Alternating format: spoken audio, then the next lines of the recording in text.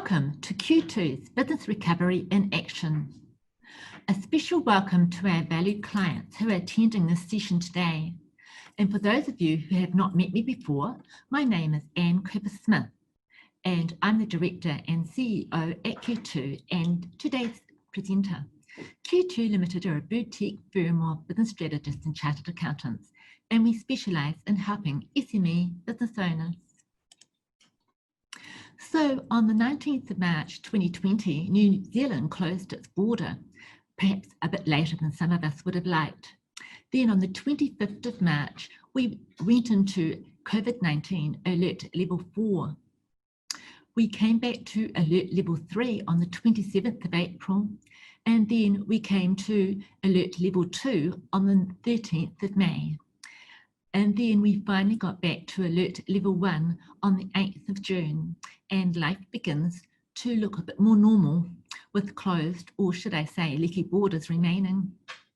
Last week, Shami Bailey-Quibb, the New Zealand economist, said that at alert level 1, most New Zealand economic indicators are back to normal, except for flights and lower traffic volumes in Auckland and Wellington, which is due to job losses and people working from home, which is up about 15%. We are still expecting some economic weakness due to business failures from the stringent lockdown and the recession proper because of job losses, but reduced private sector investment and trade disruptions. He went on to say that these will unfold over the weeks and months and not in a sudden stop-start response to the health crisis. So are we over the worst now? Well, really, we don't know, and no one does. However, I suspect not, at least not for many businesses and industries. It's likely that there will be stormy seas ahead for most of us, but as the proverb says, smooth seas don't make skillful sailors. But whatever our personal circumstances are, as business leaders, we need to become skillful sailors. Many people are depending on us, our family, our team, our suppliers, the New Zealand economy, and especially our own personal futures. They're all depending on us to be skillful sailors at this time. Now is not the time to relax at the helm thinking we've avoided the big storm, but neither is it the time to panic and jump overboard. Now is the time to be surveying the horizon and anticipating what's next. How can we mitigate a risk? Should we be battening down the hatches and ensuring our ship is seaworthy, our crew is strong and trained, and both day and night watches are alert 24/7. And especially it is a time right now to be looking at the horizon to see what opportunities lie ahead. So let's have a look at today's agenda. Today we're going to cover how we can close the disconnect, the need to reinvent our businesses, and then budgeting, both personal and business, what the opportunities, vulnerabilities, and critical challenges are, and identifying and managing risks, some goals and actions that we need to take, and then how we can pull all this together as a complete package, what your next steps are, and also what support is available. But before I get stuck in, I'd just like to throw in the usual disclaimer that the accounting industry is so famous for, and that is that Q2 Limited are not insolvency specialists. There are actually very strict rules and regulations around solvency, some of which have been amended recently to account for the impacts of COVID-19. However, if your business is unable to continue to trade as a result of solvency or bank finance issues, we will of course be able to refer you to a suitably qualified specialist. However, if your business is essentially sound, but facing challenges, then we're absolutely here to help. So I just wanted to talk about how we can close the disconnect at this time and stay better connected. I'm not actually talking about how we can be better connected with technology, with things like these webinars and online Zoom meetings and so on, even although they are important. I'm coming more from the perspective of how we can work together more effectively, both now and in the future, where your intimate knowledge of your business and your industry can be combined with our areas of expertise to create outcomes that would be possible by us working alone. In our view, it's never been more important to create and connect a team of people who can help you at this time. People like your banker, your lawyer and HR advisors, your accountants, so that together you can come up with a far better plan than you could on your own. If we rely on our own thinking without input from others, we are likely to come up with less of a robust plan for the future. At Q2 Limited, our core purpose is helping SMEs succeed. This is the reason we have run regular events over the last 3 years and also monthly webinars since the COVID-19 Level 4 lockdown began. This webinar should start the beginning of how we can work better together. So during times of adversity, we're often forced to think outside the square, to reinvent the way we work or behave. We see there are 4 main opportunities for you to reinvent your business at this time. The first opportunity is to innovate, and the Oxford Dictionary defines innovation as the introduction of new things, ideas, or ways of doing something. A great example we saw during COVID-19 pandemic is a company that changed from selling travel pillows to hair clippers. In this sense, innovation is doing something completely different. Now that we're back to COVID level 1, innovation may take the form of introducing a new product line or service. Think about where the short, medium and long-term opportunities lie. Perhaps it is in buying local or the New Zealand Made initiative. Perhaps it's sustainability or something else. Think about what's happening locally, globally, and specifically in your industry. What are the short, medium, and long-term trends that you see happening, and how can you tap into that with perhaps product and service modifications or market repositioning and message? For example, many medical-related professionals started remote diagnostic sessions during the lockdown. Online yoga and exercise classes became the norm during lockdown and may perhaps stay that way in the medium to long term. Now that we're in level 1, it is likely that change will continue to occur rather than reverting back to exactly how it was before lockdown. James Clear, the author of Atomic Habits, says that people are often focused so much on creating new ideas that they overlook the value of synthesizing ideas from different sources. Innovation usually means connecting previously unconnected concepts. The second way to reinvent is to re-engineer. The Cambridge Dictionary defines re-engineer to change and improve the design of a product or system. In other words, use what you've already got to produce something that's completely different or do it in a completely different way. One example of re-engineering is the New Zealand beer companies looking at what their plant could make during the lockdown period, and they moved from producing beer to creating their own hand sanitizer. So fast forward several months and we now have a glut of hand sanitizers at COVID level 1. So it's likely that these firms will now be re-engineering their beer making processes, making their beer taste better, cheaper, quirkier, or different in some way. They may be looking at the next opportunity as well, which may not even be beer, but I suspect it won't be hand sanitizers either. Many businesses will be re-engineering their processes. They will be thinking, do they still need to hold stock? Can they outsource vital parts of their production, ordering, or support processes to reduce their costs? Should they be using just-in-time manufacturing systems, which maximize efficiency, but also increases the risk if production or supply chains are disrupted again? Can they automate to reduce their labor costs? Can they re-engineer ordering, production, or delivery? It's worth noting that the COVID-19 supply chain disruption may encourage businesses to hold more stock in future and to build up their own supply chain and own upstream stuff. This may mean that this financing inventory will become more important and perhaps present an opportunity for the banking sector. Alex Joynier, who's the chief economist of IFM Investors, says that countries such as Australia, the US and the UK have outsourced so much in terms of manufacturing and supply chain that they're now reconsidering that. And the theme now is one of self-sufficiency. So they're thinking, do they need to bring things back to their own economies because they can't rely on the supply of some essential manufacturers from places such as China if they shut down again. If the larger companies do become more self-sufficient in this way, there will be flow-on opportunities for SMEs to also be part of that change in some way. So think about how you can re-engineer your own business, or can you better support others who are re-engineering theirs?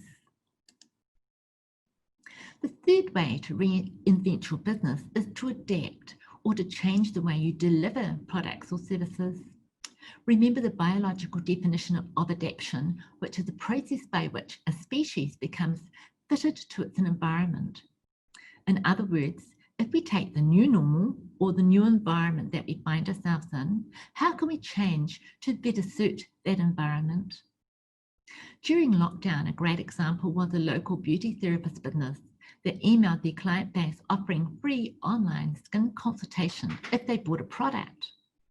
They also offered new bundles of product, which included full-size product and multiple samples, and marketed these as a home facial.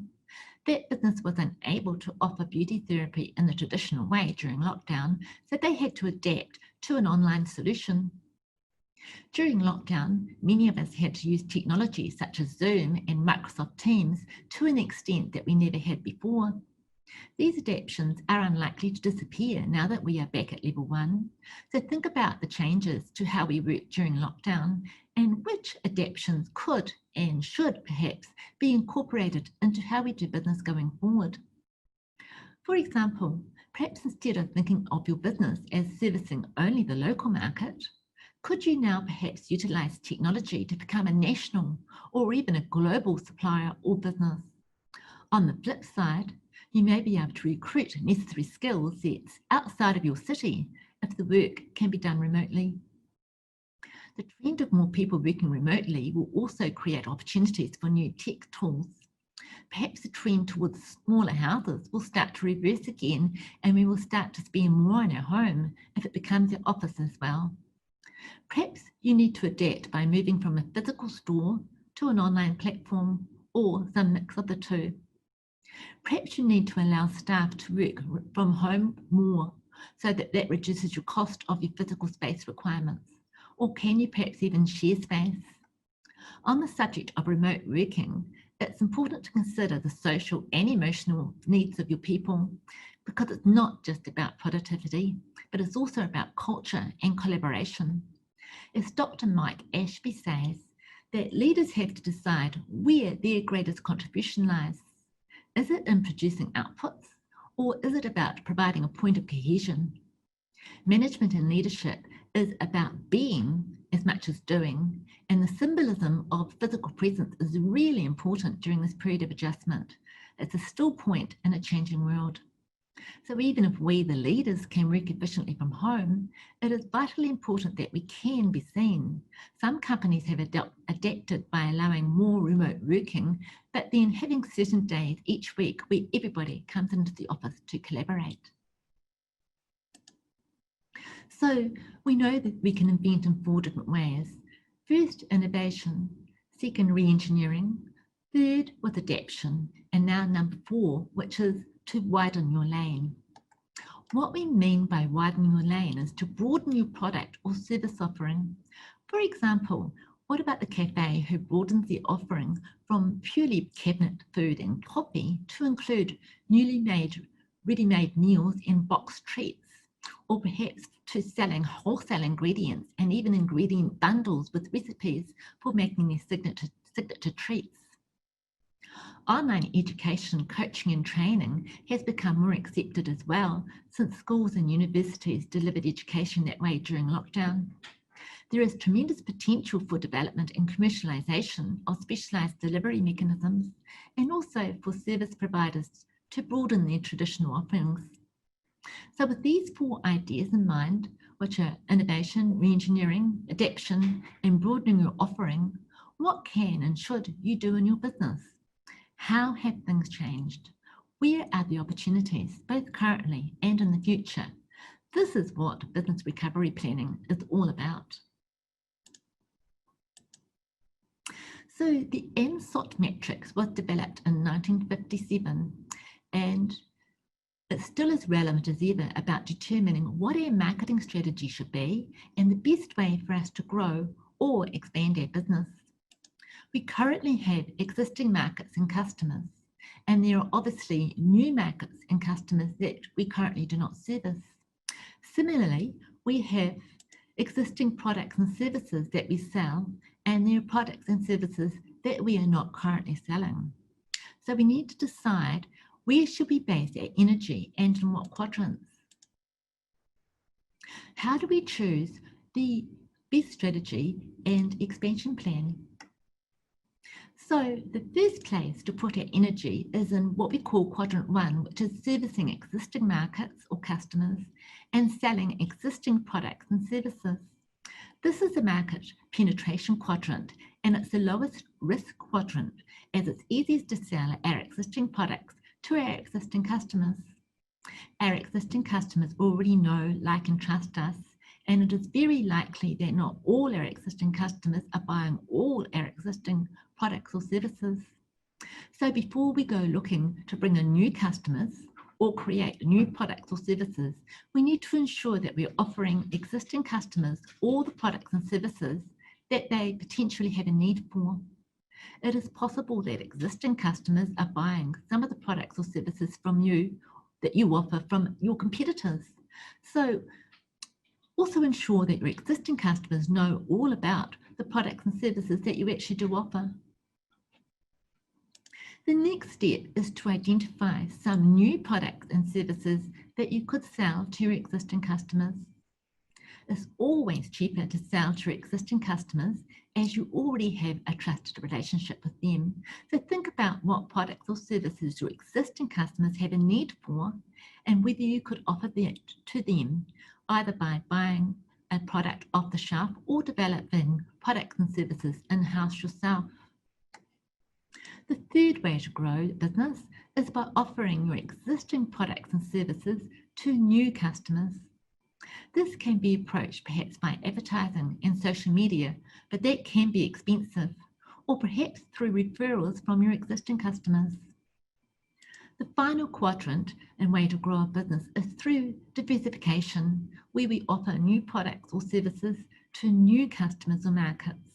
This is the riskiest strategy and the most difficult, as we don't have existing systems and processes in place already, and we will need to do a lot of market research to find out about that potential market and how to sell effectively to it. So we need to start at quadrant 1, which is market penetration, and think about how we can sell more products and services to our existing customers and markets, and what opportunities we can create for our existing customers. Can we increase the rate of consumption or take market share from our competitors, or maybe even grow the overall market? Then think about quadrant 2, what products and services our existing customers and markets need that we can create. Can we add value to the existing products or develop new products entirely? Then we can think about quadrant 3. How can we leverage our existing customers and markets to get more customers like them? Can we expand our geographic location, perhaps by harnessing technology? And could we target new market segments? So there's a natural order in which to reinvent your business. With business continuity planning, we asked you to put the oxygen mask on yourself first. Well, business recovery planning in action is no different. Remember that the business is there to serve you and not the other way around. You should not be a slave to your own business. So step 1 is to put your shareholder or owner's hat on and define what you need to get from your business and in terms of cash and returns. Also consider if you can make some savings in your personal spending to reduce the cash flow strain on your own business. We all made significant personal savings during the 50 days of lockdown. Can some of those savings continue without significant impact on our lifestyle? Updating your personal budget is best done using a template so that you don't miss any expenses. An easy way to do that is simply to look at your bank statements online and see what you typically spend in a month. Of course, you need to be realistic too, as a lockdown was very different as spending opportunities were limited, so make sure you go back 3, 4 or 6 months to review your expenses. Many of us have had some retail therapy since we got back to level 1, and that's a normal reaction to our regained freedoms. But can we use the learnings from the lockdown period to make permanent changes to the way we spend and think about money? After all, $1 saved is more than $1 earned. On a macro level, we're being encouraged to spend so we can support the New Zealand economic recovery. But on a micro and personal level, remember to put your own oxygen mask on first. Reducing personal expenses and saving more is not just a function of income, but it's a function of planning and discipline. So once you've done your personal budget, you can build up your revised business budget. Now, many of you will have already have done a business budget for the year and perhaps even several versions. This is likely to change significantly again now and over the next few months as well. We recommend what we call a bottom-up approach, where you start with an increase in cash that you want to achieve for the year. It's important to start here, as many businesses have found that they didn't have a sufficient war chest of cash when they went into lockdown. So this whole bottom-up budget process is not designed to be technical accountanese, but we want to show you how you can take control back by going through a high-level, step-by-step process to business budgeting. So once you have decided on the increase and decrease in cash that you want, then you need to think about what other cash movements you need or can make. Are you able to free up cash by reducing debtors, stock or work in progress levels, or perhaps negotiate better terms with your suppliers? Then think about what loan principal payments you need to make on either existing or any new finance that you apply for. Think about your asset purchases or sales. Are there new assets that you need to buy or obsolete ones that you can sell? Think about also your personal drawings from the business in addition to your wages. Do you need to make some? If so, quantify them. When you add all those things together or subtract them, you'll get what you need to achieve as net profit after tax. The next step then is adding back what tax you would need to pay, and that then will give you your net profit before tax figure. This is the target profit that you need to make. Then have a look at your overheads and see where the savings can be made. Now, it's important here that you aim to cut out the fat, but not the muscle, as you need the business to remain healthy and strong. Once you've considered your overheads, then you've got the gross profit that you need. And consider what your target gross profit percentage is, and then you can work up to the level of sales that you need to have a viable business and achieve these minimum budgets that you're going for. Then it's all about reviewing these numbers and margins to ensure that you have a workable revised budget. And ideally, once you've done this, you'll be able to complete a more detailed forecast on a month-by-month basis so that you have a basis on which to track your ongoing process and progress.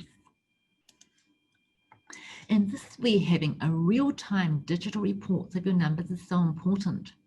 So for example, if you identified your sales total for the year needed to be, say, $500,000, that equates to, say, $10,500 a week if your business is open 48 weeks per year. So you need to have a system for recording how you're going against that target.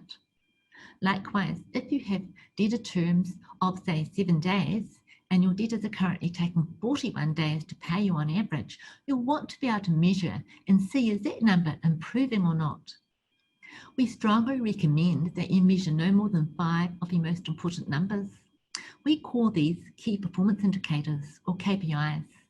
Some examples are daily or weekly sales, gross profit by product or service, debtors days, or increase or decrease in cash for the month. Once you have your KPIs and the budget, it's important to have these numbers loaded into your monthly reporting system so that you can track your actual results to your budget. And at Q2 here, we can help you with the most appropriate technology to use for your business. Once you know at a high level what your business budget is, it's time to look at what opportunities exist to achieve that budget. Again, we recommend focusing on no more than 5 key opportunities. Think of the ideas we talked about earlier about reinventing your business. Opportunities could be things like working in a more online way with your team or customers, so you may not need the same business premises, or you may be able to redefine the roles in your business.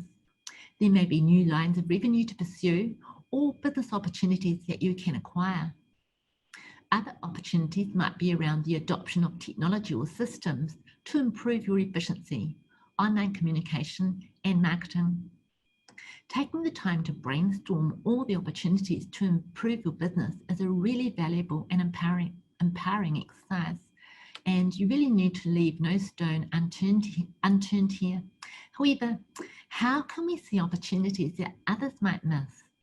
So some of the ideas to do that are maybe studying a completely different field or industry, and then when you return to your original problem, you can apply the insights from those other domains to your specific challenge. Another way to spot opportunities is to invert the problem. Think of the opposite of what you want, because it teaches you what to avoid, and therefore what you do need to do. For example, think of the actions that might cause your business to fail, and then do the exact opposite actions. The third way of spotting opportunities is to talk to creative people. Their thinking will rub off on you, and the Q2 Business Recovery Planning session will help to kickstart this process. As Jack Welch said, when the rate of change on the outside exceeds the rate of change on the inside, the end is near. When we were at the first stage of lockdown, which was the emergency stage, the adrenaline kicked in. That stage is often followed by a regression where people get tired and they lose their sense of purpose and they retreat to an emotional comfort zone. But now that we're back to level 1, apathy and relief can set in, and the sense of physical and emotional relaxation comes now that the danger has passed. There is a real risk of staying there if you don't take deliberate action. So some of the ways that you can create change is to create energy by giving people new roles or even restructuring, because wearing a different hat can bring fresh perspectives. Or you want to aim beyond business as usual, which is the piece about turning our minds to the world of opportunity. We need to start with opportunity. As business leaders, we need to ask and answer the question, what's emerging? Where are the opportunities? And then what do we need to do to pursue those opportunities? What capability do we have, and what do we need to develop? And finally, is that what we want to do? And how does that line up with our long-term vision? On the flip side, of course, of other side of opportunities, there's the vulnerabilities. So what are the 5 biggest vulnerabilities in your business right now? They could be things like poor cash flow, or a sustained downturn in demand for the current products or services. Perhaps it's poor debtors management or banking covenants not being met. It could be poor productivity as your people struggle to maintain engagement, or maybe it's over-reliance on key customers or suppliers who might be at risk. By naming the vulnerabilities, it enables you to make a plan to overcome them. So it's a name so you can tame, and that is a great mindset to have. But you need to be brutally honest in your assessment of vulnerabilities. A rosy plan for your finances is not going to pass muster in these difficult times. And even if you do get a loan, you do need to make sure you can actually pay it back. And perhaps the immediate danger, which is the lion, has passed. So we relax, and our peripheral vision does not see the next dangerous animal lurking just a few hundred meters away, ready to pounce. That could be things such as a permanent change in consumer demand, or a technology platform that will absolutely transform your industry and cost structures. So once you've identified your 5 biggest opportunities and the 5 vulnerabilities, then you need to identify your 2 or 3 most critical challenges. These might be things like deciding whether or not to sell or liquidate part of the business, or perhaps it's establishing an online sales platform, or securing sufficient finance to trade through the next 3 to 6 months, or perhaps it's changing a business model so that you become more competitive. So we strongly recommend that you do a careful analysis of all the risks in your business. And the best way to do this is by what we call a risk register, which assesses the likelihood of each risk and then the consequences for your business if that risk is not mitigated. We've often talked about the 10 hats in the business, and the risks also fall into the same 10 categories.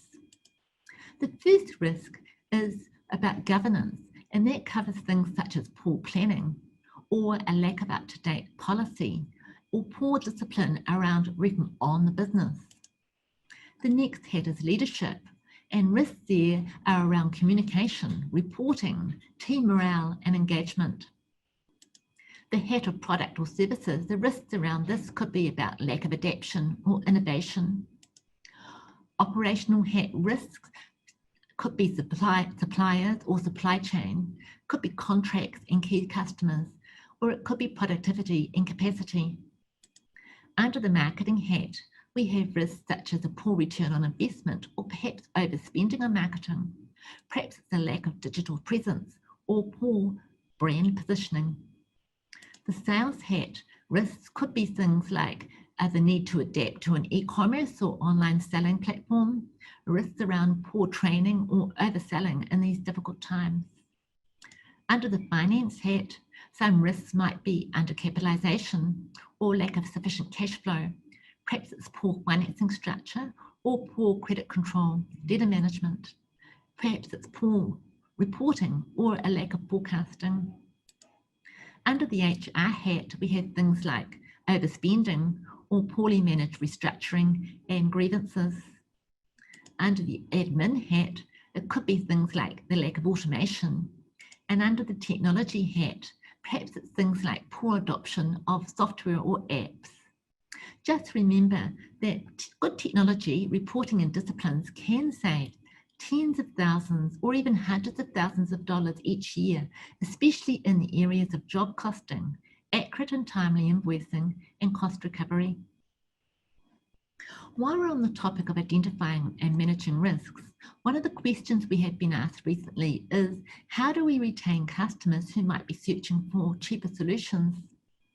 Obviously, the pricing of your goods and services must be competitive, but the key to mitigating this risk is excellent customer service and adding as much value as possible to each business transaction.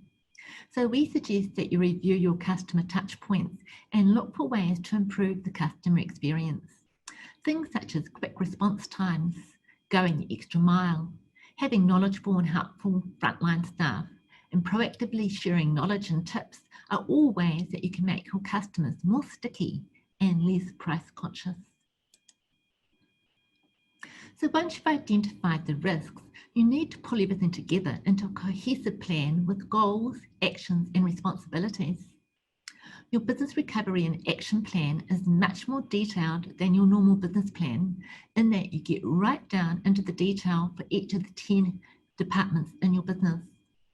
Your goals need to be SMART, which is an acronym for specific, measurable, achievable, realistic, and time-bound, and all the actions need to be assigned to someone responsible. These goals and actions should be updated regularly through some form of regular review process, and at this time we'd recommend a monthly review for at least the next 6 months, and then perhaps a change to quarterly after that. So let's take a closer look at how we can pull all this together as a complete package. Depending on your circumstances, your package should include your personal budget, your risk register, your business recovery plan, your business forecast, an updated organisational chart if you have a team of people, and if you're applying for finance, then a finance application because you might need working capital. You may not need to do all this work at the same time. So for example, if you have sufficient cash flow now, you don't need to apply for finance. And likewise, if you don't have a team, you may not need an updated organisational chart. But what is important is that you establish what's right for you and what combination of these you need and who's going to do them. So let's look at what a business recovery plan might look like. The first part of the plan is the executive summary. This is a high-level summary of the opportunities and risks of the business, and this is usually completed once the detailed plan has been developed. Next up is what the owners of the business want to get out of the business in the current year and within the next 3 to 5 years, and also what new finance might be needed in the short term. Then we'll get down to the budget and the break-even analysis, starting for the next 12 months and then breaking it down into quarters. We then budget bottom up, starting with an increase or decrease in cash and working our way up to net profit, gross profit, and then gross revenue required to achieve the plan, as we showed you earlier. Then the next part of the plan is looking at your critical 5 KPIs. And once again, we recommend no more than 5.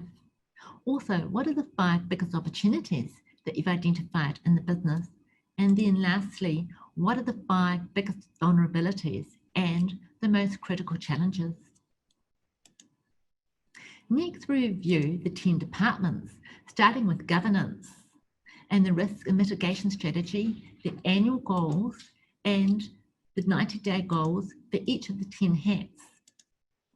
This is a structured process, and we work our way from governance, leadership, product development, HR, marketing, sales, operations, finance, admin, and IT. The finished plan is detailed and structured with risks identified and mitigation strategies laid out. Annual goals and 90-day goals are agreed with the actions required with responsibilities and timeframes clarified. As you can see, the business recovery plan is far from what we would call ivory towers wishful thinking. It must be realistic, it must be time-bound, and it must be action-based. This webinar has been packed with lots of information, and I hope I haven't overwhelmed you with too much technical detail, but my goal here has been to share with you what a business recovery plan is and some insight into how you will go about it. As you can see, it's comprehensive and it takes time and discipline to put it together. So what are your next steps from here? As we always say, doing nothing is not an option. We're entering into a period where business is not normal, and doing what you've always done is unlikely to get the same results that you've had in the past. It's also important that you put the oxygen mask on yourself first, because the more sustainable you can make your business right now, the better for everyone. It's also important that you make a plan to get through these challenging times and that you focus on what you can do as opposed to worrying about what might happen in the future. And we are here for you and we want to help. We know that the 2 most common reasons that people do not implement a business recovery plan are, first of all, a lack of time. Perhaps you love the idea of a business recovery plan, but you're flat out with work right now. So then how do you free up capacity to actually do this work? Well, our answer to that is what we refer to as a achiever matrix with the 4 quadrants. So you start with eliminating what is not urgent and not important. It's what we call the quadrant of waste, and it's quadrant 4. So for example, some things such as junk emails, some phone calls, some meetings, social media diversions, and what sometimes passes as news. They're all time wasters. Eliminate them. Then have a look at quadrant 3 and what you can eliminate from quadrant 3. These are things that are supposedly urgent, but aren't actually important. So some of these things you might be able to delegate, outsource, or even automate. So for example, think about what are unnecessary meetings you can eliminate. What are some of the interruptions you can eliminate? Are the emails that everybody is copied into? Are the reports prepared that no one actually reads? And then be really disciplined about putting time into what's important but not urgent. This is what we call quadrant 2, and this is what will save you time in the future. By the way, our business name Q2 Limited is short for quadrant 2, as we passionately believe that spending more time in quadrant 2 is what successful businesses do. I appreciate it's hard to do this when you have urgent and important work to deal with right now, and that's why we want to help you and have creative resources to get you started on what's business reason some people don't put their business recovery action and plan, business recovery and action plan together is because of a lack of funds. Perhaps you're concerned that you won't be able to afford to do this work. Our answer to that is really that you can't afford not to do this work because your very business depends on it. We are happy to look at ways so that we may be able to obtain funding for you from third parties such as banks, perhaps an IRD loan or the Regional Partner Network grant and other places. We may also be able to build some of the costs into a finance application which we can help you put together. You can also spread your costs over 6 or 12 months as Q2 offers a low cost finance option to our clients.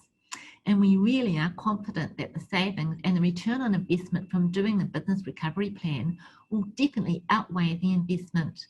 And full or partial free funding may be available in any case. Our recommended strategy is to complete a business recovery plan. If you haven't yet done your business recovery plan, then now is the time to do this, as it will form the foundation for which to build your cash flow improvement strategy. It will also help with any loan applications that you need to make in the future. So the options that you could consider are meeting with us face-to-face or online so that we can do this together, either as one session of up to 4 hours or 2 2-hour sessions. We'll send you in-depth pre-work to complete so that you have time to consider the impact COVID-19 has had on each department of your business. And we'll use that completed pre-work to help guide us through the planning process and set goals for each department. This ensures that you have a detailed and well thought out plan to give your business the best chance of recovery. The second option is to meet with us face-to-face or online for a business recovery planning session, and then we'll work with you to prepare an updated cash flow forecast and a finance application. Or the third option is the bottom-up business budget and cash flow forecasting. We can also assist with a complementary business review, and we will send you a business recovery action list to complete, which is a condensed version of the plan. This option suits those of you who might have a small business that doesn't actually require a comprehensive business recovery plan. And then once you've completed the plan, we'll schedule a 15-minute call to review it with you and what your next steps are. The risk, of course, with this approach is that with everything else going on right now, you might not actually get around to doing it. And the other option is if you're really unsure about the best way forward, or you want to talk to us about how we can work together, we recommend then a complimentary meeting to discuss what your goals are, your current problems and challenges, and then we can agree on the best way that we may be able to support you. If you're going to need to obtain business finance or funding, then we think it's really vital that you prepare a cash flow forecast. The loan needs to be repaid and your business needs to generate enough profit to then convert into cash and be able to make the repayments. We know it may be difficult to commit to spending money right now, and as already mentioned, we do have different payment options available, so please don't let cost be the barrier. Get in touch with us and how we can work together to come to an arrangement that you can manage. We know that the benefits you'll get from these services will be far greater than our fee, and most importantly is about helping you as quickly as possible and ensuring that we reckon with you to build a stronger and more resilient business.